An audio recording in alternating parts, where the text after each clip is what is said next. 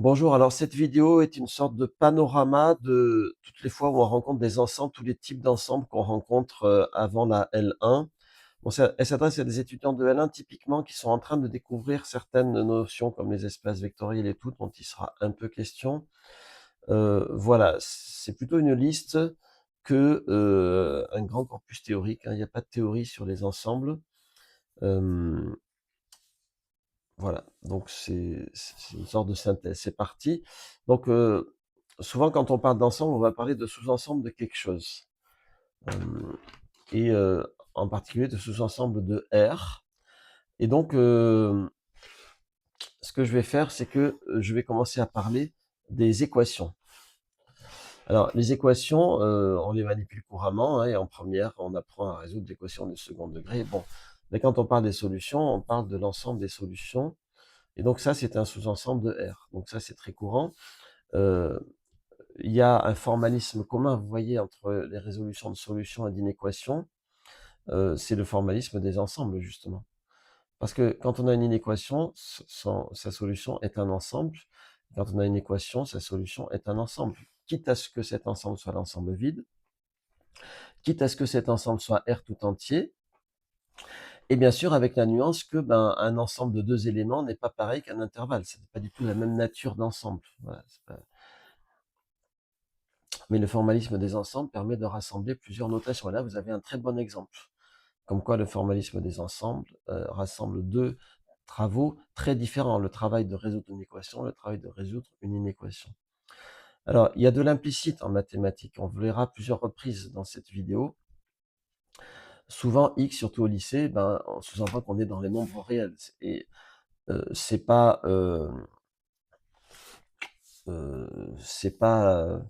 comment dire, de l'inconscience pédagogique d'écrire au tableau x carré plus 1 égale 0 est une équation qui n'a pas de solution, euh, en ayant oublié de préciser, euh, trouver les réels x tels que ça.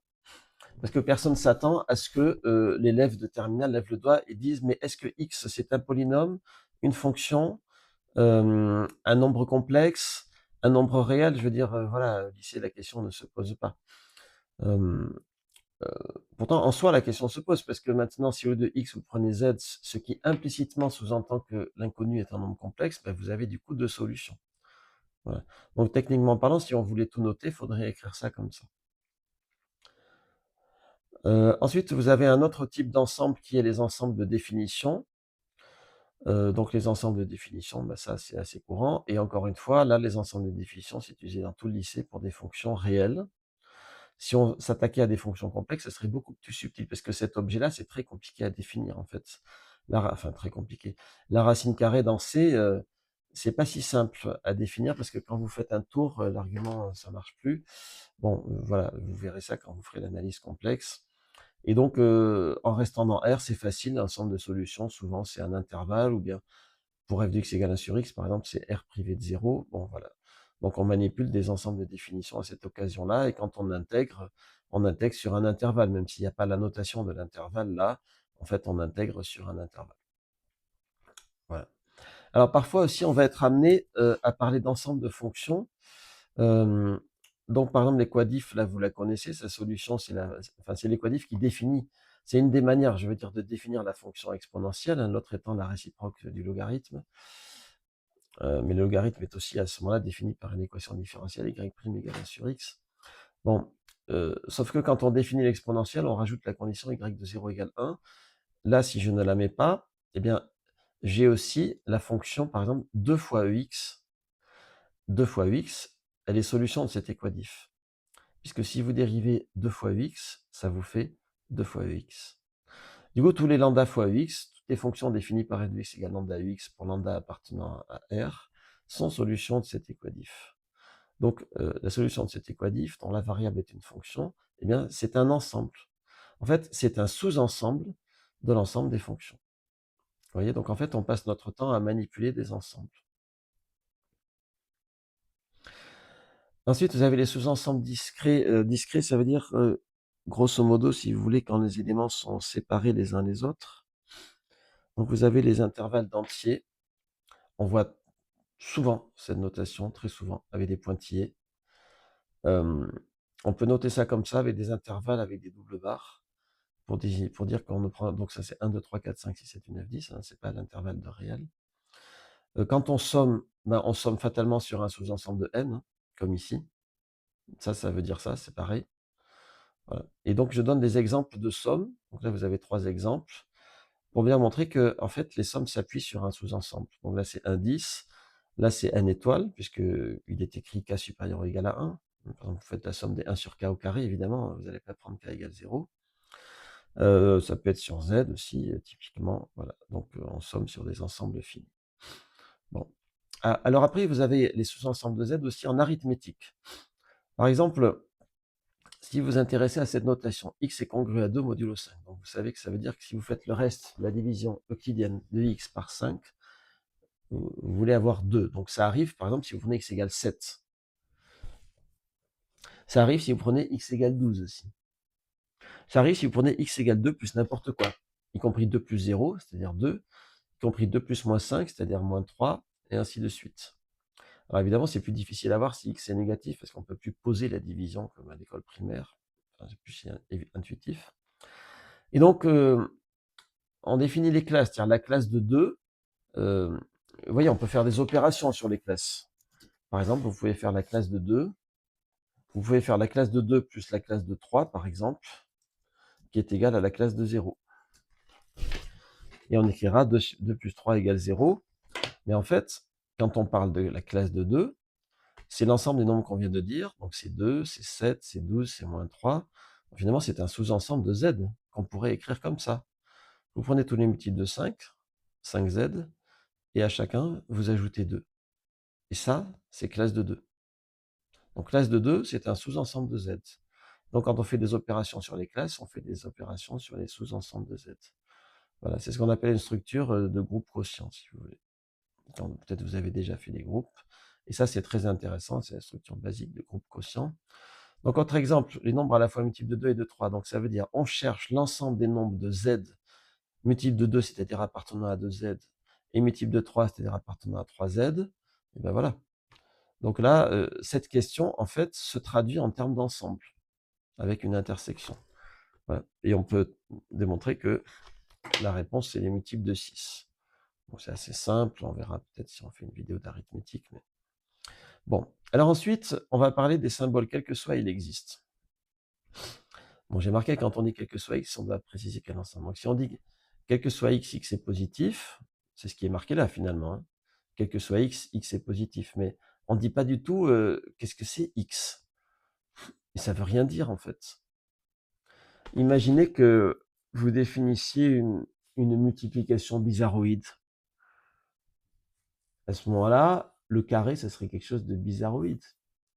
Par exemple, si vous dites, ben, j'appelle multiplication entre deux fonctions f et g, j'appelle f rond g. Mais pourquoi pas, vous avez le droit de dire ça et de vous amuser avec ça.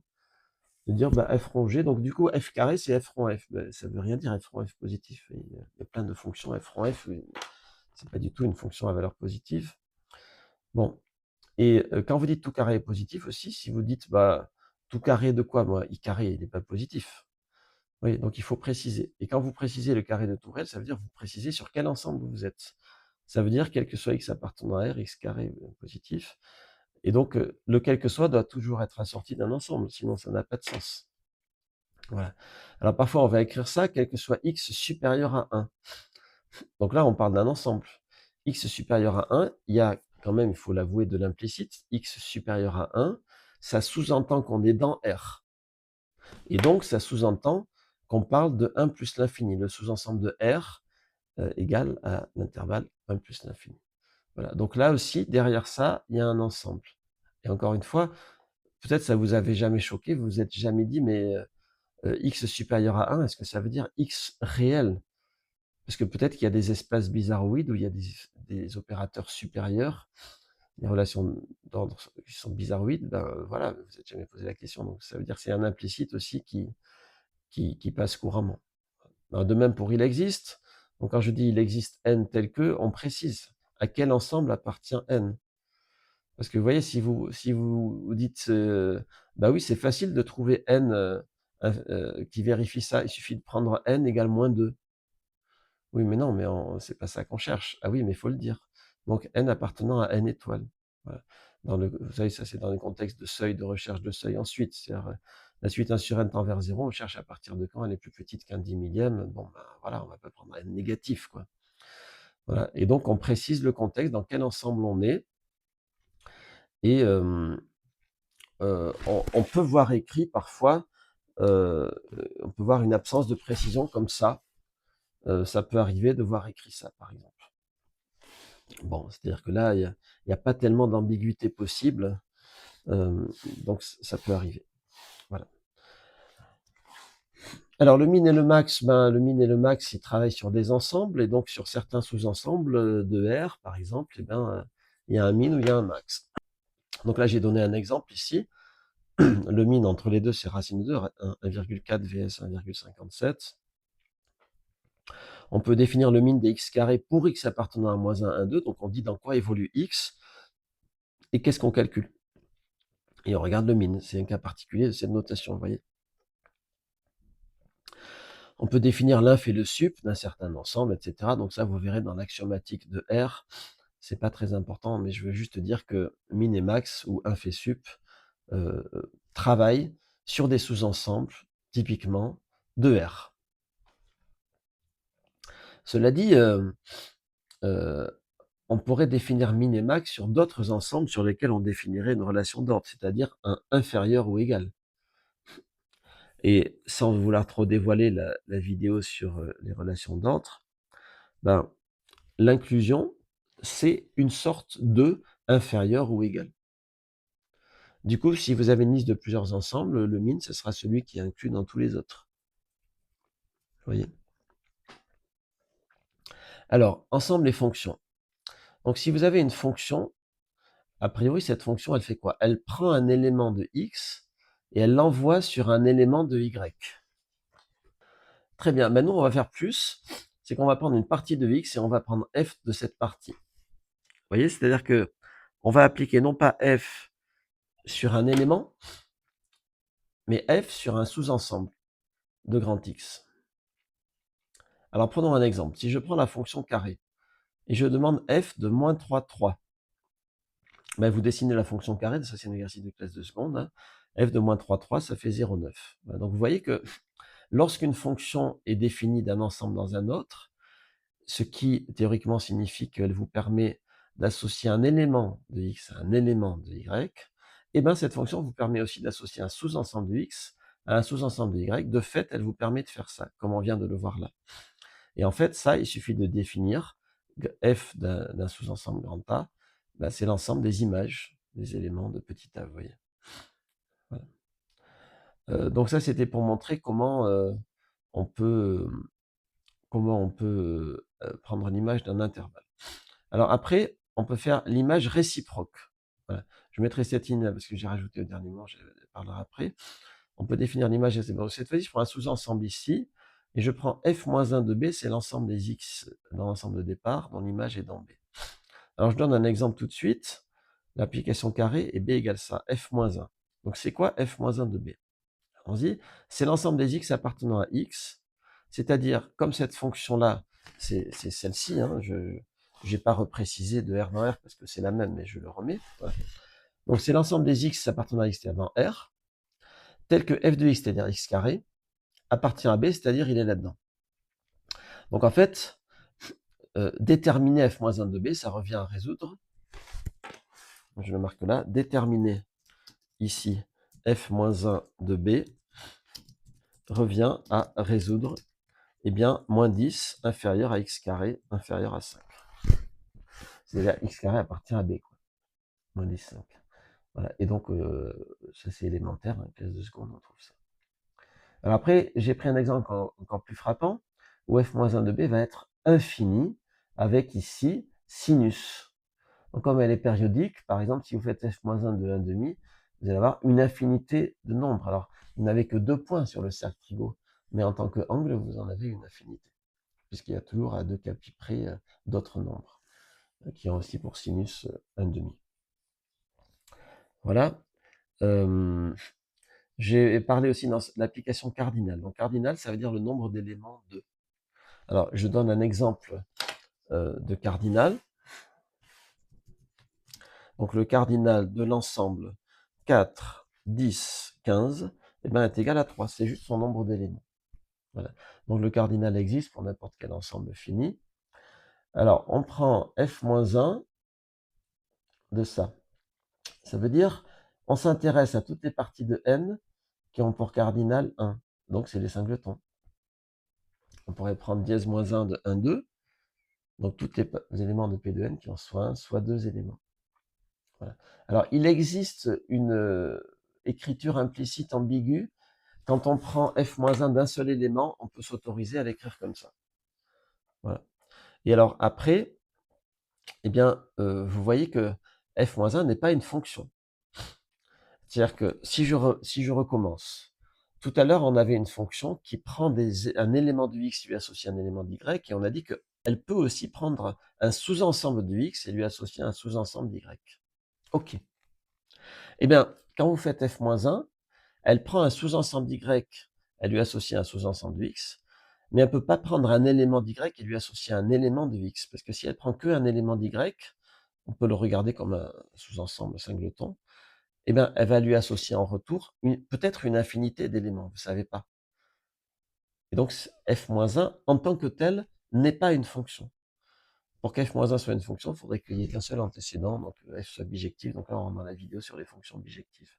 Bon, mais c'est pour dire que, voilà, quand on parle d'ensemble, évidemment, on ne peut pas ne pas parler de l'application réciproque ensembliste. Là, j'avais mis cette écriture parce que souvent, vous verrez écrit f de x égale x carré, comme j'avais mis tout à l'heure. C'est implicite. Et quand vous voyez écrit ça, vous savez que c'est une fonction de R dans R2. Donc, c'est à propos de l'implicite. Voilà, donc ça, c'est pas dans le fil de ce que je voulais dire, mais c'est quelque chose à quoi il faut penser. Il y a toujours de l'implicite. On essaie d'enlever l'implicite en maths, mais si on l'enlevait vraiment partout, ça serait assez lourd, en fait. Alors, ensemble produit. Donc, quand je résous ce système, vous savez que la solution peut être obtenue par substitution, combinaison. Bon, là, c'est facile, hein. Vous avez 3 moins 1 qui est solution. Bon. Alors, c'est quoi ça, 3 moins 1? Donc là, vous voyez, S, c'est un singleton. Il contient un seul élément. C'est une confusion que font souvent des élèves. Ils disent, il y a deux solutions, il y a 3 moins 1. Non. Il y a l'unique solution formée par le couple x égale 1 et y égale moins 1. Donc ça, c'est un singleton S. Mais ces éléments sont un couple. Donc S, son élément est un couple. S, c'est un sous-ensemble de R croix R. Bon, R croix R, c'est l'ensemble des couples. Donc, on peut écrire x puissance n. X puissance n, c'est l'ensemble des couples pour n égale 2, des triplés pour n égale 3, ou des n-uplés pour n, quoi. Mais vous pouvez faire aussi un ensemble x croix y, c'est l'ensemble des couples xy pour x appartenant à x et y appartenant à y. Voilà. Et quand vous faites x croix x, ben vous allez noter avec la notation des puissances. Alors, quand vous écrivez ça, vous voyez bien que en fait, vous parlez d'un point dans l'espace, vous l'imaginez comme un point. Et quand vous donnez ces coordonnées, ben les coordonnées, c'est quoi? C'est un triplet de nombres réels. Et souvent, on fait l'assimilation entre l'espace, donc l'ensemble des points, et les éléments de R3, c'est-à-dire les triplets de coordonnées. De même, le plan R2. Alors, regardez si je prends cette équation-là. Vous avez déjà vu, en première, dans le chapitre des équations de cercle, ça, c'est l'équation du cercle trigo, c'est-à-dire du cercle de centre O, l'origine du repère et de rayon 1. Mais si je dis cercle, je pense à un ensemble de points. Or, les solutions de ça, c'est un ensemble de couples. On peut même l'écrire comme ça, si vous voulez. C'est un ensemble de couples. Et donc, vous voyez, on fait la confusion, l'amalgame très souvent entre les points et les couples de nombres réels. Les points du plan et les couples de nombres réels. Voilà, de même ça. Ça, c'est l'équation d'une droite. Donc, c'est quoi la solution de ça? Ben, la solution de ça, c'est l'ensemble des couples ici y vérifiant ça. Et quand vous les placez sur un système cartésien, c'est-à-dire que vous dessinez un point pour chacun d'entre eux, donc une infinité de points, et bien vous obtenez un objet que vous appelez une droite du plan. Donc là, on est en train de parler des sous-ensembles du plan, qui sont aussi des sous-ensembles de R2, et des sous-ensembles de l'espace, qui sont des sous-ensembles de R3. Vous voyez, une pyramide, ben, c'est un sous-ensemble de R3. Alors après, vous avez les ensembles sortant de nulle part. Donc, imaginez que je m'intéresse aux marques des voitures françaises qui passent. Donc, et je veux savoir faire des statistiques, combien de voitures de chaque marque passent. Donc, je me fais un tableau. Citroën, Renault, Peugeot et je mets une coche, une barre à chaque fois, voilà. Mais il va peut-être y avoir des voitures pas françaises. Donc, il faut que je me fasse la liste des marques pas françaises, mais il y en a beaucoup. Et si je fais toute la liste, je vais remplir des pages et des pages de noms de marques qui peut-être vont jamais passer devant ma fenêtre dans mon petit village. Donc, je vais laisser des blancs que je vais remplir au fur et à mesure. Donc là, vous avez un exemple d'un ensemble dont vous connaissez pas vraiment l'exhaustivité. Alors, on pourrait, parce qu'une marque de voiture, c'est une entreprise qui doit être déclarée suivant les lois de son pays. Et donc, on doit pouvoir en faire la liste exhaustive. Mais maintenant, imaginez vous vous intéressez aux prénoms des personnes que vous rencontrez. Bon, ben, vous allez sûrement avoir des prénoms standards. Mais enfin, on a le droit d'inventer un prénom aujourd'hui. Donc avant, il fallait que ce soit dans le calendrier. Après, il a fallu prouver par, je sais pas, des écrits que ce prénom existait dans un mythe ou dans une histoire. Et puis maintenant, vous mettez ce que vous voulez. Avec aussi les prénoms étrangers, on ne peut plus faire de réglementation sur les prénoms entre guillemets autorisés ou pas. Et c'est très bien. Et cette variété de tous les prénoms possibles fait que si vous avez envie, par plaisir mathématique, de faire la liste exhaustive, qu'on va appeler grand oméga, de tous les prénoms possibles, ben vous allez être assez mal en point, c'est compliqué. Alors là, ce que vous pouvez faire, c'est que vous dites un prénom, imaginons qu'on écrive tous les prénoms du monde dans l'alphabet latin, voilà, hein, la civilisation latine aime bien tout englober en elle-même. Donc imaginez que vous faites ça, et que vous dites qu'un prénom n'a pas plus de 10 lettres, par exemple, quel cas vous savez, oméga, que vous ne pouvez pas en faire la liste, mais au moins il est inclus dans cet ensemble qui ne contient pas une infinité d'éléments, beaucoup certes, mais pas une infinité, et vous pouvez circonscrire en disant, ben, oméga est un sous-ensemble de l'ensemble de tous les codes possibles avec 10 lettres au moins de l'alphabet latin. Donc l'idée, c'est d'arriver toujours à circonscrire l'ensemble dans lequel on travaille. Donc ça arrive tout le temps en probabilité, en note oméga. Alors j'explique un peu, par exemple, pour le tirage d'un dé, on dit que oméga, c'est ça. Parce qu'un dé, bah, il va de 1 à 6. Mais en fait, ça, c'est pas 6. Même, on l'appelle 6. Mais c'est pas le chiffre 6 usuel. C'est-à-dire que vous en fichez que la 6, ce soit 2 fois 3, par exemple. C'est un ensemble de points visuels qui contient certes 6 points, mais vous voyez, c'est un codage, en fait. Donc nous, on le code comme ça, en général, ce qui est, c'est très poétique, un codage comme ça, moi, je trouve. Voilà. Donc on le code comme ça, donc ça veut dire que ça, c'est pas la réalité. C'est un modèle de la réalité. Mais imaginez que un physicien lance le dé et lui, il s'en fiche du numéro, il veut savoir l'angle que fait le dé, là, le côté du dé, avec la table, mettons. Imaginons. Donc à ce moment-là, oméga pour lui, c'est 2pi. Puis imaginez qu'ils disent, ah ben tiens, je vais à la fois noter le numéro et l'angle pour voir s'il y a une corrélation, ce qui paraît aberrant, mais pourquoi pas. Donc à ce moment-là, oméga, c'est ça. Donc en fait, imaginez que oméga, c'est l'ensemble de tout ce qui se passe quand on lance un dé. On est typiquement là dans un ensemble sortant de nulle part, c'est-à-dire qu'il n'est pas inclus dans un sous-ensemble mathématique. Donc s'il y avait une intelligence, comme disait, s'il y avait une intelligence à l'instar de ce que disait, je crois que c'était Laplace, hein, une intelligence omnisciente qui mémoriserait tout, une intelligence qui assimilerait toutes les informations du dé, y compris le nombre de décibels que fait, microdécibels que fait le dé en tombant, la durée de la façon dont le dé est tombé. Peut-être qu'il y avait du poivre sur la table et que le dé a provoqué une certaine intensité d'odeur de poivre. Et donc, tous les éléments possibles de la réalité oméga. Et nous, on prélève dans oméga les informations dont on a besoin. Vous avez typiquement un ensemble sortant de nulle part. Ensuite, on va parler des ensembles, des parties d'un ensemble. Alors ensuite, on va parler d'un ensemble. Donc, si on prend un ensemble X, vous voyez, j'appelle grand X en général, c'est une notation très standard, hein, un ensemble vraiment quelconque.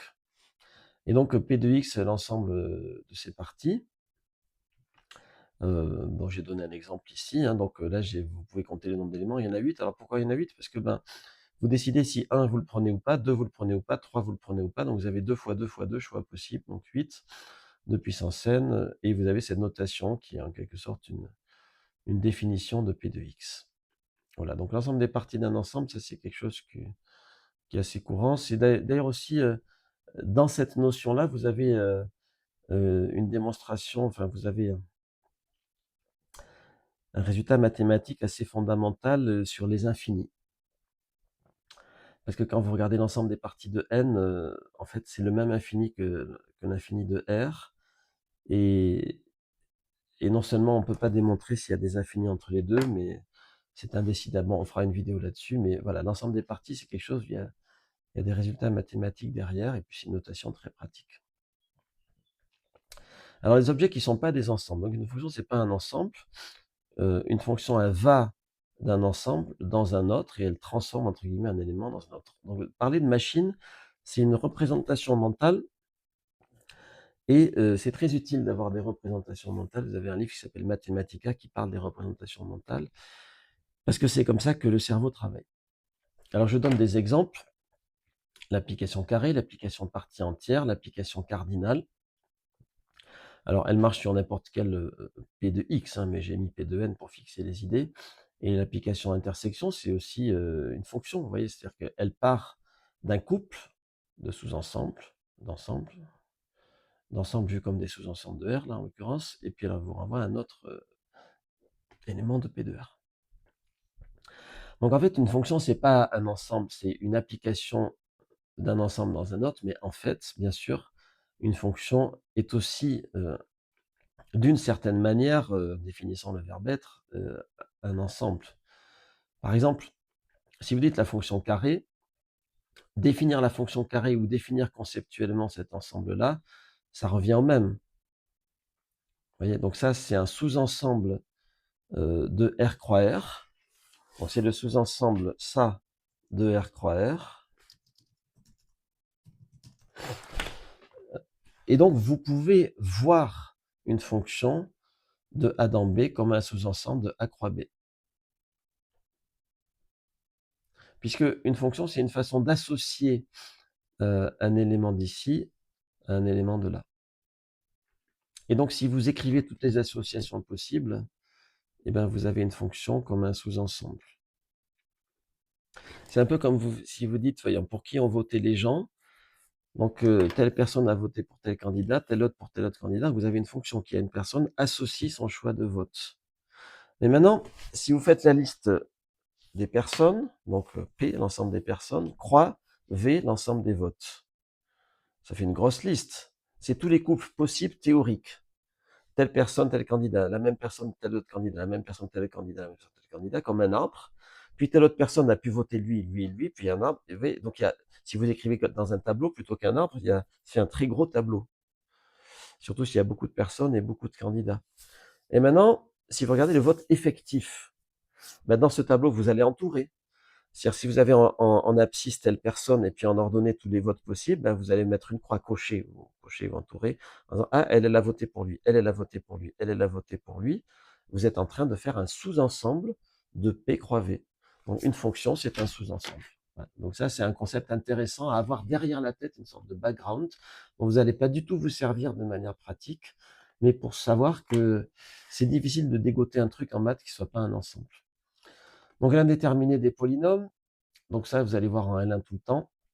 On va plus écrire P de X avec un petit x, mais avec grand X, parce qu'à ce moment-là, grand X n'est pas forcément réel. Donc, quand vous avez un polynôme comme ça, vous pouvez le dériver, même sans du tout savoir ce que c'est que la dérivée avec le taux d'accroissement, puisque là, il n'y a plus de taux d'accroissement sur X, il n'y a plus de limite, il n'y a rien, c'est pas un nombre grand X. Donc c'est la dérivée formelle qui s'appuie sur la règle, les dérivées de U fois V, la dérivée de X puissance N, la dérivée de X, etc. Donc pas la dérivée de la racine carrée, là on parle des polynômes, hein. Donc toutes les règles qui s'appliquent à des polynômes, la dérivée de la composée, tout ça. Donc avec un polynôme, vous pouvez calculer une image, ça veut dire que en fait, vous remplacez grand X par un élément d'un ensemble connu, genre X appartenant à R. Grand X, c'est juste une lettre. Vous pouvez manipuler des polynômes comme ça, vous la remplacez, vous pouvez trouver l'image d'une matrice, par exemple. Si vous avez déjà appris à faire le produit matriciel, ben vous savez ce que fait M au carré. M au carré, c'est le produit de M par M. Vous écrivez les matrices en quinconce, vous faites le calcul, et à ce moment-là, si vous savez faire M carré, vous savez faire n'importe quel polynôme appliqué à M. Vous pouvez faire M au cube, vous pouvez faire 3M carré, et le 1 désigne le 1 des matrices. Donc le 1 des matrices, c'est l'identité, c'est l'élément neutre des matrices. Parce que le 1, ça veut dire quoi? 1, c'est le nombre tel que multiplié par les autres, et ça ne change pas les autres. Donc c'est l'élément neutre. 1 fois x égale x. Bon, bah ici, l'élément neutre des matrices, c'est l'identité. Et avec les fonctions, si vous voulez appliquer le polynôme à une fonction, il faut définir une multiplication sur les fonctions. Donc à ce moment-là, vous avez deux façons de définir les multiplications. Une première fonction, façon, pardon, de définir la multiplication, c'est de dire, ben, j'appelle multiplication de deux fonctions la multiplication terme à terme. Donc, f fois g, ça veut dire ben, que ax est associé à f de x fois g de x. Donc, pourquoi pas, vous avez une multiplication, et à ce moment-là, ben, 1, c'est la fonction constante égale à 1, vous voyez. Ce n'est pas le même objet que le 1 qui est dessiné là. C'est la fonction constante égale à 1. Et vous faites f fois f moins 1. Bon. Mais vous pouvez dire, ben non, moi j'ai envie d'appeler fois f rond f en fait. Et j'ai envie d'appeler ça une multiplication. Faites ce que vous voulez, c'est des maths, donc vous avez le droit de vous amuser.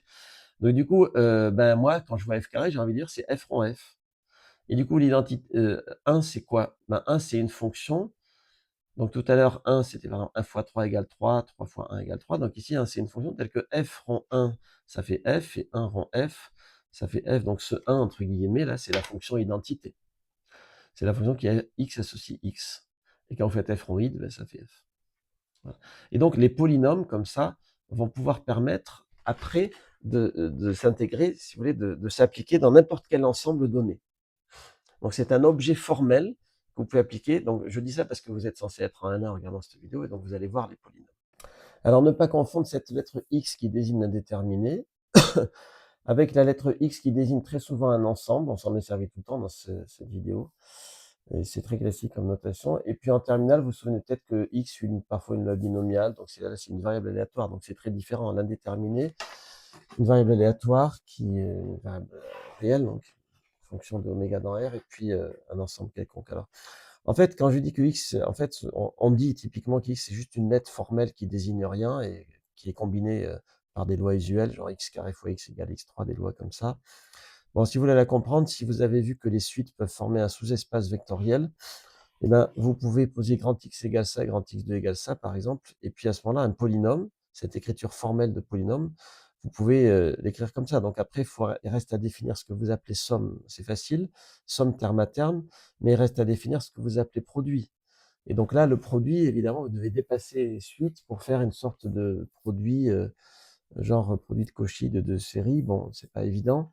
Et puis après, pour dériver, vous devez définir totalement artificiellement la dérivée. Donc, genre, la dérivée de cette suite, c'est 2 fois celle-ci. Bon, vous voyez, donc, il y a quelque chose de moins intuitif quand vous l'écrivez comme ça, mais ça peut permettre de définir grand X. On cherche toujours à définir et redéfinir les définitions des choses.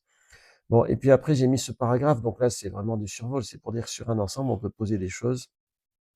Sur un ensemble, on peut poser une topologie, c'est-à-dire des ouverts et des fermés. Sur un ensemble, on peut poser un ordre, c'est-à-dire un inférieur ou égal, ou un includant. Et il faut voir qu'est-ce que ça veut dire une relation d'ordre. Tout ça, c'est des axiomes, en fait, qu'on pose par-dessus en plus. Pas des axiomes genre si deux triangles ont les trois côtés égaux, ils sont superposables, des axiomes comme ça. Mais des axiomes genre j'appelle groupe un ensemble muni d'une loi telle que ceci, cela, des axiomes de définition. Et donc, voilà, donc ça, c'est toute la magie des maths après, là, dans ce que vous mettez comme structure. Vous pouvez définir une distance sur des ensembles, et donc un produit scalaire, des normes, de la géométrie, de l'analyse aussi, puisque du coup, vous pouvez définir une limite grâce à ça. Donc tout ça, c'est des notions qui, dans R, sont tellement évidentes, mais quand vous êtes plus dans R, mais dans d'autres ensembles plus conceptuels, ben, faut les définir une par une et voir si on peut les définir. Hein, voilà. Par exemple, sur C, vous n'avez pas d'ordre total compatible avec la multiplication. Bon, voilà, donc on essaie de définir une structure cohérente qui ait du sens. Donc tout ça pour dire que les mathématiques, telles que vous pouvez les étudier aujourd'hui, reposent sur un édifice logique dont tous les éléments sont des ensembles, mais vous devez avoir des représentations dans la tête autres que les ensembles. Par exemple, dire qu'une fonction, c'est une machine qui transforme un élément en un autre, ça peut servir pour comprendre. Parce que comprendre, c'est pas juste intégrer l'architecture logique, c'est aussi se faire des raccourcis par des images mentales. Voilà ce que je voulais vous dire sur les ensembles.